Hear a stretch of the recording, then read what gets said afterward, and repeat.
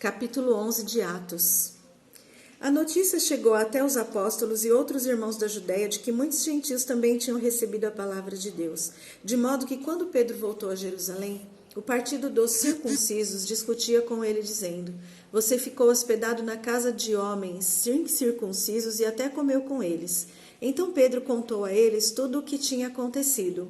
"Um dia em Jope," disse ele, "enquanto eu estava orando, tive uma visão. Um enorme lençol eu vi, baixando do céu pelas 4 pontas. Dentro do lençol havia todo tipo de animais quadrúpedes da terra, animais selvagens, répteis e aves do céu.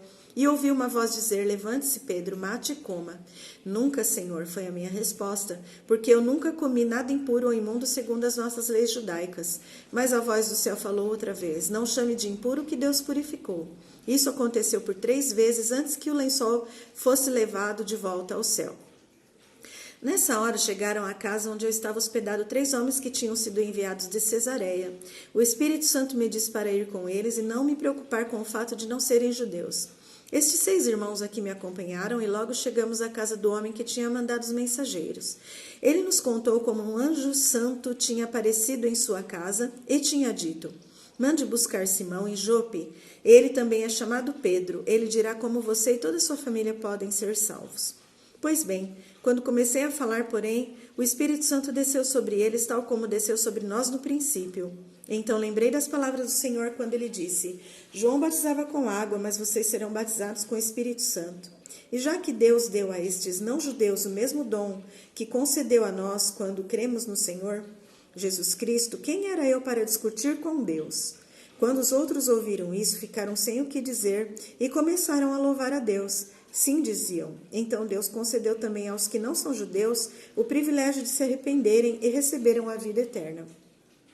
Enquanto isso, os crentes que tinham sido dispersos de Jerusalém durante a perseguição, depois da morte de Estevão, viajaram até a Fenícia, Chipre e Antioquia, espalhando a boa nova, mas apenas aos judeus. Entretanto, alguns dos crentes que vieram de Chipre e de Cirene para Antioquia começaram também a anunciar a alguns gregos a mensagem a respeito do Senhor Jesus. O poder do Senhor estava com eles, de modo que muitos creram e se converteram ao Senhor. Quando a igreja de Jerusalém soube o que tinha acontecido, enviou Barnabé a Antioquia. Quando ele chegou ali e viu as maravilhosas coisas que Deus estava fazendo, ficou cheio de ânimo e de alegria e animava os crentes a continuar firmes no Senhor. Barnabé era um homem bom, cheio do Espírito Santo e de fé. Como resultado, muitas pessoas se uniram ao Senhor. Então Barnabé foi a Tarso em busca de Saulo. Quando o encontrou, levou o amigo para Antioquia. Assim Barnabé e Paulo ficaram lá 1 ano inteiro, reunindo-se com a igreja e ensinando um grande número de novos convertidos. Foi ali em Antioquia que os discípulos que foram chamados de cristãos pela primeira vez. Durante esse tempo chegaram a Antioquia alguns profetas vindo de Jerusalém. Um deles, chamado Ágabo, levantou-se numa das reuniões para profetizar pelo Espírito que uma grande fome estava para vir sobre o mundo romano. Isso, de fato, aconteceu durante o reinado de Cláudio. Então os discípulos resolveram mandar socorro aos irmãos da Judéia, cada um de acordo com as suas possibilidades. Eles entregaram seus donativos a Barnabé e Saulo para levarem aos presbíteros da igreja.